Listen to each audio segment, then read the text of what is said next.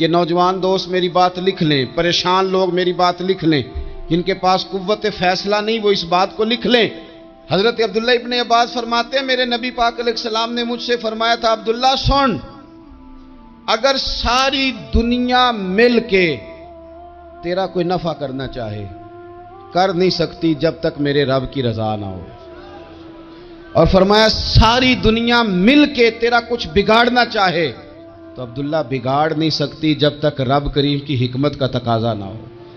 لوگوں سے ڈرنا، لوگوں کی طرف دیکھنا، ماحول دیکھ کے اپنے راہ کا تعین کرنا، ہر بندے کے خیالات کے مطابق ڈھلنے کی کوشش کرنا، فلانا نہ ناراض ہو جائے، فلانا نہ ناراض ہو جائے، وہ جس نے ہونا ہو جائے، بس رب رسول ناراض نہ ہو۔ اپنی زندگی میں اپنے مالک کو مولا جان کے، بل اللہ مولاکم، اللہ تمہارا مولا ہے، وَهُوَ خَيْرُ النَّاصِرِينَ، وہ بہترین مددگار ہے۔ توجہ جب بھی کریں رب کی جانب کریں، اپنے دل کا قبلہ درست رکھیں، سوچوں کے زاویے سیدھے رکھیں۔ حضرت مریم رضی اللہ تعالی عنہا پاک باز تھیں، مسجد میں رہی تھیں، پر مالک کی حکمت کے تقاضے بڑے عجیب ہیں نا۔ پھر جناب مریم کو اللہ تعالیٰ نے بغیر شوہر کے اولاد عطا کر دی۔ یہ بات ہی ایسی تھی، وہ کسی نے کہا تھا کہ مخلوق تو فنکار ہے اس درجہ کے پل بھر میں سنگے در کعبہ سے بھی اصنام تراشے، تم کون ہو کیا چیز ہے داغے کبابی، لوگوں نے تو مریم پہ بھی الزام تراشے۔ تو لوگوں نے کہا کدھر سے لے آئی بچہ، تیرا باپ تو ایسا نہیں تھا، کہاں سے لے آئی؟ اللہ کرے میں آپ کو سمجھا سکوں، ذرا اپنے آپ کو وہاں کھڑا کریں کہ ایک پاک باز عورت، پاک باپ کی بیٹی، طیب ماں کی بیٹی، اور اللہ کے گھر میں پرورش پانے والی خاتون، ایک وہ وقت اور ایک یہ وقت کہ اس عورت کو کٹہرے میں کھڑا کر کے پوچھا جا رہا ہے کہ معاذ اللہ تیری گود میں بچہ جائز نہیں ہے، کہاں سے لائی ہے؟ اب خود سے صفائیاں بندہ کتنی کو دے، کتنی کو وضاحتیں کرے۔ اور میں نے تو اپنی زندگی میں دیکھا ہے زیادہ وضاحت دینے والے کو بھی لوگ جھوٹا سمجھنے لگ جاتے ہیں، زیادہ وضاحت دینے پر بھی لوگ کمزوری کا اظہار سمجھتے ہیں کہ کمزور پڑ گیا۔ آپ صلح کی کوشش کرتے ہیں، سامنے والا بزدل سمجھ لیتا ہے، زیادہ وضاحتیں بھی کمزور کر دیتی ہیں۔ اب حضرت مریم کو کٹہرے میں کھڑا کر کے کہا بچہ کس کا ہے؟ تو پھر خدا بندوبست جب کرے، اللہ جب مددگار ہو، تو پھر حضرت مریم کی گواہی درختوں سے نہیں دلوائی، اس نے پتوں سے نہیں دلوائی، پھر فرشتے نہیں بھیجے۔ حضرت مریم کہنے لگی مجھ سے نہ پوچھو، وہ جو پنگوڑے میں ہے اسی سے پوچھ لو، ان سے پوچھو نا، وہ کون ہے پوچھ لو، ان سے کر لو سوال۔ انہوں نے کہا پنگوڑے میں چند دنوں کا بچہ یہ جواب دے گا؟ مددگار تھا رب، ان کی برات کا اعلان کرنا تھا مالک نے، اور جب مالک اعلان کر دے، جب مالک تیری صفائی دینا چاہے، جب مالک تجھے دنیا کے سامنے نکھارنا چاہے، تو پنگوڑے میں لیٹے حضرت عیسیٰ بول کے کہنے لگے انی عبداللہ آتانی الکتاب، فرمایا میں اللہ کا بندہ ہوں، رب نے مجھے کتاب عطا کر کے نبی بنا کے دنیا میں بھیجا ہے، میں اللہ کا بندہ ہوں، کتاب لے کے آیا ہوں، نبی بن کے آیا ہوں۔ پھر پنگوڑے سے اعلان ہو گیا، پھر بچہ بول پڑا۔ اور یہ ایک دفعہ نہیں بات ہوئی، یہ بنی اسرائیل میں ایک جریج نام کے شخص بھی تھے جو نماز پڑھ رہے تھے، بعض نے لکھا ہے نفل نماز تھی، اماں نے پکارا تو آئے نہیں، تو ماں کے منہ سے نکل گیا تو اتنی دیر تک مرے گا نہیں جب تک کسی بے حیا عورت کا منہ نہ دیکھ لے۔ تو وہ عبادت گزار تھے، لیکن لوگوں نے ان کی عبادت، ریاضت، پرہیزگاری کو نہیں دیکھا، بس ایک عورت کو بھیج کے الزام لگوا دیا۔ وہ عورت آیا جایا کرتی تھی، اب آ جاتی ہیں عورتیں، مسئلہ پوچھنے کی نیت سے بھی آ جاتی ہیں۔ ماحول میں کچھ جگہ ایسی بھی ہیں جہاں عورتیں دم کرانے کے بہانے آ جاتی ہیں۔ وہ خاتون آتی جاتی تھی اس خانقاہ پہ، آستانے پہ، یہ بخاری میں موجود ہے، پھر اس نے کہا میری گود میں جو بچہ ہے یہ انہی کا ہے۔ مجھے بتائیں کیسے بندہ وضاحت دے؟ حالات خراب ہو گئے، لوگ کٹیا جلانے لگے، ماحول اور طرح کا بن گیا۔ میرے نبی پاک علیہ الصلوۃ والسلام فرماتے ہیں پھر اس رب کے بندے نے کہا مالک تو کریم ہے، تیری مشیت کا تقاضا آیا جو میری ماں نے جملے بولے تھے، پر اب میں وضاحت دینے کے قابل نہیں رہا، اب تو ہی کرم کرے گا تو دروازہ کھلے گا، تو وہ چند دنوں کا بچہ پنگوڑے میں بول کے کہنے لگا میں اس درویش کا نہیں، میں تو فلانے چرواہے کا بچہ ہوں، وہ جو بکریاں چراتا ہے۔ رب کی مدد کو پکاریں، اپنے ساتھ اپنے مالک کی مدد کو شامل کریں، تھوڑے رزق پر بھی گزارا اچھا ہونے لگ جائے گا۔ سارے لوگ آپ کو گرانے کی تدبیریں کر رہے ہوں گے اور مالک آپ کو عزتیں عطا فرما دے گا، اس کی بارگاہ سے حکمت کا تقاضا اور ہو جائے گا۔ ہم نے ساری زندگی لوگوں کو راضی کرنے میں گزار دی۔ تو میرے عزیز، جب سب سے بڑھ کر وہ دیتا ہے، سب سے زیادہ نوازتا ہے، سب سے زیادہ پیار کرتا ہے، تو پھر وہ فرماتا ہے یا ایھا الذین آمنوا اذکروا اللہ ذکرا کثیرا، اے ایمان والو اپنے رب کا کثرت کے ساتھ ذکر کرو، وسبحوہ بکرۃ واصیلا، صبح و شام اسی کی پاکی بیان کرو، صبح و شام اللہ ہی کا ذکر، اسی کی پاکی۔ بہت زیادہ تفصیلات نہیں، لمبی ڈیٹیل نہیں، صرف آپ اتنا تجربہ کر لیں کہ ہم دن میں اپنی تعریف زیادہ کرتے ہیں یا اپنے رب کی تعریف زیادہ کرتے ہیں، ہمارا اپنے آپ کو سجانے سنوارنے میں خیال زیادہ رہتا ہے یا رب کی رضا پہ توجہ زیادہ رہتی ہے۔ ہمارا اب یہ مزاج بن گیا ہے کہ ہر چیز سے گھیر گھار کے ہم اپنے آپ پر ہر چیز کو لے آئے ہیں، ہم اپنے آپ سے شروع ہوتے ہیں، اپنے پر ختم ہوتے ہیں۔ میرے رسول پاک صلی اللہ علیہ وسلم نے فرمایا جو اللہ کا ذکر کرے اور جو اللہ کا ذکر نہ کرے، مثل الحی والمیت، ان کی مثال اس طرح ہے جس طرح زندہ اور مردہ کی ہوتی ہے۔ گویا ذکر کرنے والا زندہ ہے، نہ کرنے والا مردہ ہے۔ کہ جس نے سارا دن رب کو یاد ہی نہیں کیا، اس کو سارا دن خیال ہی نہیں آیا۔ آپ کہیں سفر پہ نکلے ہوں، کہیں آپ دور گئے ہوں نا، تو آپ کو خیال آتا یار صبح کی میں نے گھر ہی بات نہیں کی، صبح سے میں نے آج گھر فون نہیں کیا، کوئی رابطہ نہیں کیا، کوئی معلومات نہیں کی۔ گھر میں سے کوئی سفر پہ ہو، ایک تو یہ کہ آپ گئے ہوں اور ایک یہ کہ کوئی گھر میں سے گیا ہو، تو دن میں اسے فون کر کے پوچھنے کہاں پہنچے ہو، جس کام گئے تھے اس کا کیا بنا، خیال آتا ہے۔ اور اگر آپ نے کسی کو بھیجا ہو اور پیچھے سے فون نہ کریں تو وہ بھی کہہ دیتا ہے یار تو نے سارا دن حال ہی نہیں پوچھا۔ یعنی بندوں کے ساتھ بندوں کا رشتہ ہو تو دن میں یاد نہ کریں تو شکوہ آتا ہے، تو مجھے بتاؤ سارا دن ہی گزر جائے ایک تسبیح بھی نہ پڑھی جائے، یعنی سارا دن بیت جائے اور انسان ایک تسبیح سبحان اللہ کی نہ پڑھ سکے، باقی اسے ساری کہانیاں آتی ہوں، باقی اسے سارا پتا ہو، لیکن سارا دن بیت گیا، 24 گھنٹے گزر گئے اور اس کو اتنی توفیق نہیں ہوئی کہ 100 دفعہ مدینے والے رسول پہ درود و سلام ہی پڑھ لیتا، سارا دن ہی گزر گیا، اس نے سوچا ہی نہیں۔ تو ہم نے یہ کیا ہے کہ ہمارا جو خاص ذکر کرنے کا مزاج اور ماحول اور شوق ہونا چاہیے تھا، وہ شوق ہمارا برقرار نہیں رہا، وہ ذوق نہیں ہمارا رہا۔ یعنی فارغ بیٹھے لوگ ہیں، بڑی دیر فارغ بیٹھے ہیں، کہتے ہیں جی میں صبح سے فارغ ہوں، بور ہو رہا تھا، کوئی سپارہ پڑھ لینا تھا، کچھ تھوڑا سا نا مہربانی کر لینی تھی، کچھ آپ نے ایک تسبیح استغفار کی پڑھ لینی تھی۔ کس طرح آپ بور ہو گئے؟ آپ نے سارا دن اللہ کو یاد ہی نہیں کیا، توجہ ہی نہیں فرمائی۔ اور پھر اگر آپ اللہ کا ذکر کریں اور جس صفاتی نام کے ساتھ آپ اپنے رب کو یاد کر رہے ہیں اس کا معنی سمجھ کے کریں، یا رحمان یا اللہ، یا رحمان یا رحمان یا رحمان، جب آپ کہیں گے تو پھر عرش کا مالک بڑی رحمت نازل فرمائے گا۔ جب آپ کہیں گے یا کریم یا کریم یا کریم، تو پھر وہ کرم کے دروازے کھول دیتا ہے۔ آپ کا ایک خاص رنگ ہو۔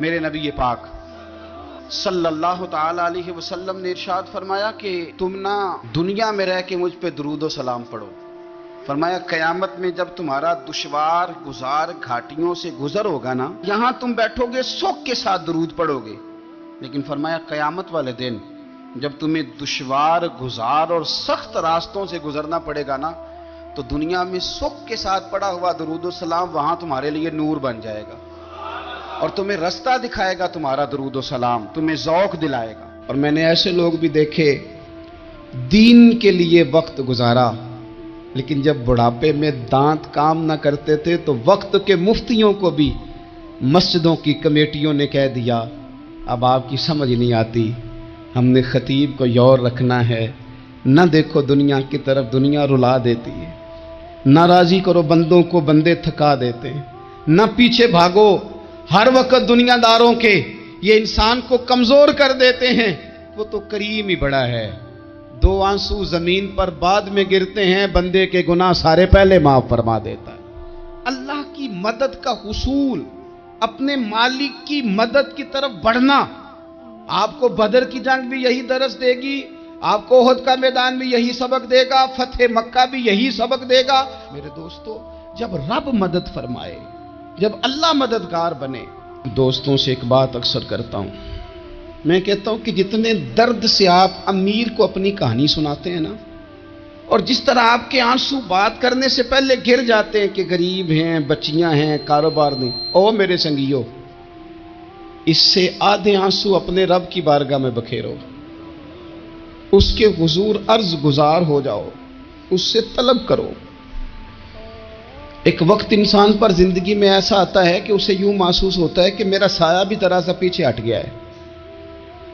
اسے یوں لگتا ہے کہ میں کسی سہارے پہ ہاتھ ڈالتا ہوں تو وہ بھاگ جاتا ہے مجھ سے. لیکن مالک کی بارگاہ ایسی عظیم بارگاہ ہے، رب رسول کے آستانے اتنے بڑے ہیں کہ آپ جب وہاں کشکول طلب دراز کرتے ہیں تو جھولی پھیلانے میں دیر لگتی ہے، ان کو بھرنے میں تو کوئی دیر نہیں لگتی. ہم نے اپنا سوچ کا قبلہ ہی دنیا کو بنا لیا ہے. یہ جو اللہ والوں کی مدد ہے یہ تو یعنی اللہ ہی کی مدد ہے، لیکن یہ جو سیٹھوں کی طرف توجہ کرنا، نوابوں کی طرف توجہ کرنا، دنیا داروں کی طرف توجہ کرنا اور اپنا مزاج اس طرح کا بنا لینا، یارو گردن کو جھکا دیتا ہے خیرات کا پتھر، جہاں میں مانگنے والوں کے سر کبھی اونچے نہیں ہوتے. اور اقبال کہتے ہیں غیرت ہے بڑی چیز جہان تگ و دو میں، پہناتی ہے یہ فقر کو تاج سردارا. میں عرض کروں گا کہ اپنی آپ جب توجہ کا قبلہ اللہ رسول کو بنائیں گے تو رب فرماتے ہیں وَيَرْزُقْهُ مِنْ حَيْثُ لَا يَحْتَسِبُ، میں نہ تجھے وہاں سے رزق دوں گا جہاں سے کبھی تیرا گمان بھی نہیں گیا ہوگا، کہ یہاں سے بھی مل سکتا ہے، تو نے سوچا بھی نہیں ہوگا. بخاری شریف میں حدیث ہے، حضرت جابر ابن عبداللہ فرماتے ہیں نبی پاک صلی اللہ علیہ وسلم نے 300 لوگوں کا ایک لشکر روانہ کیا کسی مہم کے لیے، کسی جہاد کے لیے. حضرت ابو عبیدہ بن جراح رضی اللہ تعالیٰ عنہ امیر لشکر تھے. فرماتے ہیں غربت اتنی زیادہ تھی، بھوک اتنی زیادہ تھی کہ ایک ایک کھجور دن میں ایک وقت کھانے کو ملتی تھی، اور کچھ دن ایسے آئے کہ اب کھجور بھی نہیں مل رہی. فرماتے ہیں اتنی زیادہ بھوک لگی مجاہدین کو 300 بندہ پتے کھا کے گزارا ہونے لگے. یہ بخاری میں موجود ہے. آپ فرماتے ہیں کہ دریا کے کنارے ہمارا پڑاؤ تھا، ٹھہراؤ تھا. جب بھوک سے نڈھال ہو گئے نا، وَيَرْزُقْهُ مِنْ حَيْثُ لَا يَحْتَسِبُ، اللہ وہاں سے روزی دیتا ہے، گمان بھی نہیں ہوتا. فرماتے ہیں ایک مچھلی اللہ تعالیٰ نے دریا کے کنارے بھیجی. فرماتے ہیں وہ تھی تو مچھلی پر پہاڑ جتنی تھی. بخاری میں لفظ ہیں، حضرت جابر ابن عبداللہ رضی اللہ تعالیٰ عنہ فرماتے ہیں 300 آدمی 18 دن تک اس مچھلی کو کھاتے رہے، مچھلی ختم ہی نہیں ہوئی. مچھلیاں نہیں، مچھلی. کہتے ہیں 18 دن 300 بندہ کھاتا رہا، مچھلی ختم ہی نہیں ہوئی. اور فرماتے ہیں کہ اس کی ہڈی نکال کے، کانٹا کہیں گے آپ اپنی زبان میں، کہتے ہیں وہ نکال کے نا تو اس کو کھڑا کیا نا جب، تو اونٹ کجاوے سمیت اس کے بیچ سے گزر جاتا تھا، 2 اس کے کانٹے جوڑے. فرماتے ہیں وہ اس کا گوشت ہم کھاتے تھے اور اس کی چربی بطور تیل کے ہم جسموں پہ ملتے تھے، بیماروں کو اس سے سکون آتا تھا، تندرستی شفا ہوتی تھی. فرماتے ہیں ہم کھایا بھی ہم نے، اور کچھ لے کے ہم مدینے بھی گئے، اور قربان جائیں نبی پاک نے بھی اس میں سے کھایا. ہم نے عرض کی حضور یہ معمہ کیا ہے، یہ ماجرا کیا ہے؟ تو محبوب نے فرمایا تمہارے پاس غذا نہیں تھی، رب نے تمہارے لیے بندوبست کیا ہے، اللہ نے تمہیں دیا ہے. مکان شروع کر لیا، ایک صاحب نے وہ مکان بنانے لگے. آپ وہ حساب لگا رہے ہیں، کہتے ہیں میرے پاس اتنے پیسے ہیں، اتنے میں نے فلانے دوست سے کہنا ہے اس نے دے دینے، اتنے فلانے رشتہ دار سے کہنا ہے اس نے دے دینے، اتنے فلانے سے کہنا ہے اس نے دے دینے. یہ ساری کاپی بنا کے مکان شروع کر لیا. جو روز کہتا تھا نا کوئی حکم ہو جاتے 10 سب سے پہلے اس کو کہا میاں پیسے چاہیے دن. وہ کہندا ہو کل ہی منڈا ٹوریا ہے، کدے تو پرسوں 10 داتے لب جانے سن. میں آپ کو اپنے تجربے کی بات بتا رہا ہوں. جن لوگوں کا خیال ہوتا ہے نا کہ آپ سٹارٹ کریں فلانا کام، ہم آپ کے ساتھ ہیں، اللہ کا ہی کوئی نظام ہے، وہ بالکل بھی نہیں ساتھ ہوتے. لیکن ایسا نہیں ہے کہ کوئی ساتھ نہیں ہوتا. اللہ تعالیٰ بڑے اسباب پیدا کرتا ہے، وہاں سے دیتا ہے جہاں سے گمان بھی ہمارا یہ ذہن بن جاتا ہے، ہم ساری اپنے حساب سے چلتے ہیں، اتنے رشتہ داروں سے، اتنے کون آپ کے ساتھ چلے گا، سوال ہی نہیں پیدا ہوتا۔ یہ سارے کام چھوڑ کے سب سے پہلے 2 رکعتیں پڑھو، اپنے رب کی بارگاہ میں، رسول کائنات کی بارگاہ میں گزارشات اور استغاثے پیش کرو، وہاں سے خیر طلب کرو۔ دنیا دار کیا دیں گے، کیا دے سکتے ہیں، کیا حیثیت ہوتی ہے کسی، اللہ کہتا ہے وہاں سے دوں گا۔ تو جو اللہ مال دے وہ لینا چاہیے کہ رشتہ داروں کا مال دیکھنا چاہیے؟ جو اللہ دے وہ لینا چاہیے کہ سیٹھوں نوابوں کی جیبیں دیکھنی چاہیے؟ جو اللہ دے وہ قبول کرنا چاہیے یا دیکھنا چاہیے کون سا آدمی کہاں پہنچ گیا؟ چھوڑو، اپنی مٹی پہ چلنے کا سلیقہ سیکھو۔ کسی کے سنگ مرمر پہ چلو گے تو پھسل جاؤ گے، پھسل جا۔ اس پر ایک اور بات عرض کر دوں، صحیح بخاری سے، مسلم سے ایک اور بات۔ کچھ چیزیں ایسی ہیں جن سے اللہ کی مدد آتی ہے، مدد ملتی ہے۔ ایک چیز ان میں سے ایسی ہے جس سے بہت مدد نازل ہوتی، وہ ہے کہ جب رب آپ کو دے نا تو پھر آپ بھی اس کے رستے میں دیں، پھر مدد آتی ہے، پھر اور آتا ہے۔ بخاری مسلم میں حدیث ہے، یہ زیادہ ہی توجہ طلب امر ہے، اس پر آپ غور کریں گے۔ حضرت ابو ہریرہ فرماتے ہیں کہ نبی پاک علیہ السلام نے فرمایا، ایک شخص نے بادلوں کے اندر سے آواز سنی کہ فلاں آدمی کا کھیت اور باغ خشک ہو گیا ہے، وہاں برسو اور اس کے کھیت کو سیراب کرو۔ وہ بڑا حیران ہوا کہ بادل سے آواز آ رہی۔ پھر اس نے دیکھا کہ ایک پہاڑی پر بارش ہوئی، وہ بادل وہاں برسا، پھر نالیوں سے ہوتا ہوا پانی ایک طرف چلا۔ تو جس نے آواز سنی تھی، حضور بیان کر رہے ہیں، وہ بھی پیچھے پیچھے چلا کہ پانی کدھر جا رہا ہے۔ اس نے جا کے دیکھا کہ ایک مقام پہ ایک باغ کو وہ پانی لگ رہا ہے اور ایک آدمی وہ پانی لگا رہا ہے۔ اس نے اس سے پوچھا تیرا نام کیا ہے؟ اس نے کہا کیوں؟ کہنے لگا بتا نا۔ اس نے نام بتایا تو کہنے لگا یہی تو وہ نام ہے جو میں نے بادلوں کے اندر سے سنا ہے کہ فلاں کے کھیت کو پانی دے دو۔ اس نے کہا یار تو کیا عمل کرتا ہے کہ اسپیشل تیرے لیے بارش برسے؟ یہ بخاری پڑھ رہا ہوں، سیاستہ سے حدیث عرض کر رہا ہوں۔ اس سے پوچھا تو کیا کام کرتا ہے کہ جناب اللہ تبارک و تعالیٰ کا حکم کرم آیا کہ خاص تیرے لیے پانی برسے اور تیرے کھیت کو سیراب کرے؟ تو اس نے کہا چھوٹا ذمہ دار ہوں، پر جب فصل اگتی ہے تو 3 حصے کرتا ہوں، ایک حصہ اپنے بال بچوں پہ، بہن بھائیوں پہ خرچ کرتا ہوں، ایک حصہ پورا، اور ایک حصہ دوبارہ کاشتکاری پہ لگاتا ہوں، اور تیسرا حصہ خالص میں نے مسکینوں، یتیموں اور غریبوں کے لیے رکھا ہوا۔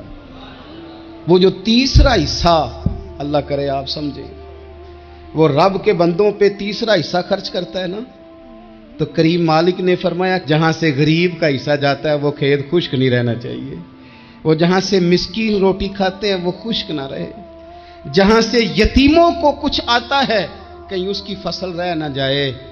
میں اور آپ بھی اگر اپنے مال میں مسکینوں، یتیموں، غریبوں کے حصے رکھ لیں گے تو فصلیں خشک نہیں رہیں گی، ان کے اندر تازگی آئے گی، نور آئے گا، کرم آئے گا، خاص کر خدا کی رحمت برسے گی۔ مدد اللہ سے چاہیں، اپنی توجہات کا مرکز رب رسول کی ذات کو بنائیں، پھر آپ محسوس کریں گے کہ بڑی جلدی اللہ تعالیٰ کی مدد آنے لگی ہے۔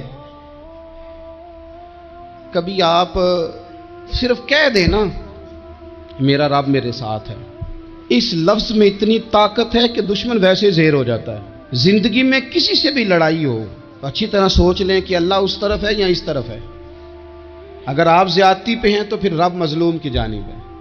اگر اللہ کی مدد آپ کے ساتھ ہے تو دنیا کی کوئی طاقت آپ کو گرا نہیں سکتی، اور اگر آپ مظلوم کے مقابلے میں ظالم بن کے آپ کھڑے ہو گئے ہیں اور آپ نے رویہ وہ اختیار کیا ہے کہ جس میں مدد نہیں آئے گی، تو پھر یاد رکھ لیں کہ آپ کوئی بھی ہیں، کہاں بھی ہیں، آپ کمزور ہیں۔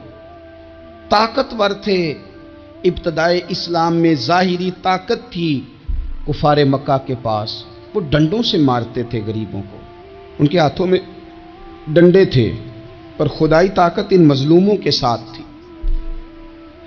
صاحب زرقانی نے لکھا ہے، حضرت زنیرہ رضی اللہ تعالیٰ عنہ ایک لونڈی ہیں، غریب ہیں، ماڑے دا کی کام محمد نس جانا یا رونا، غریب سادی بی بی اور لونڈی کنیزہ، ایک مشرک کی کنیزہ تھی، انہوں نے کلمہ پڑھ لیا، وہ ڈنڈوں سے مارتا، دروں سے مارتا، تکلیف دیتا۔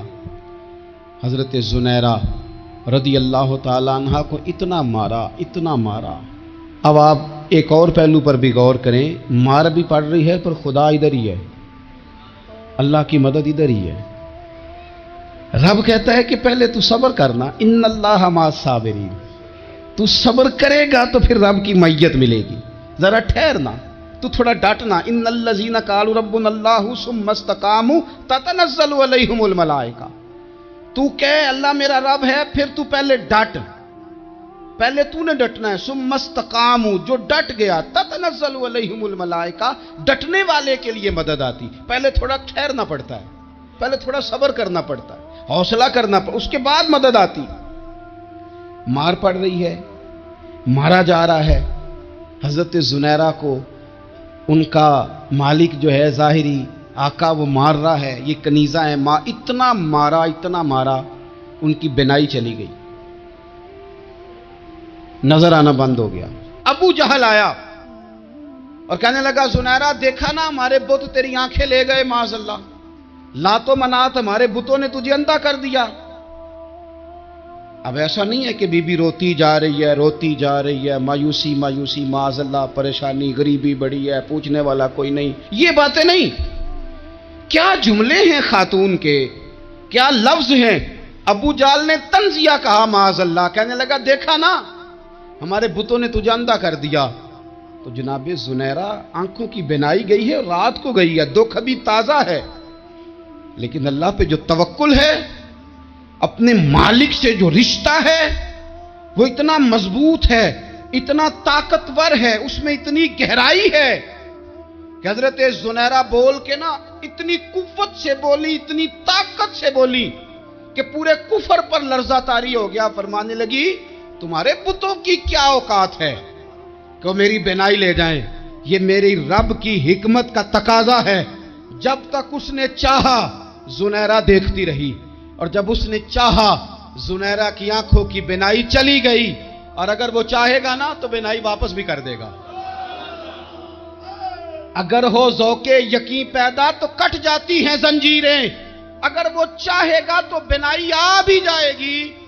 حضرت زنیرہ نے رات کو یہ لفظ کہے، ابو جہل اور سارے کفار ڈر کے سن کے چلے گئے، آپ اطمینان سے آ کے بستر پہ سوئی۔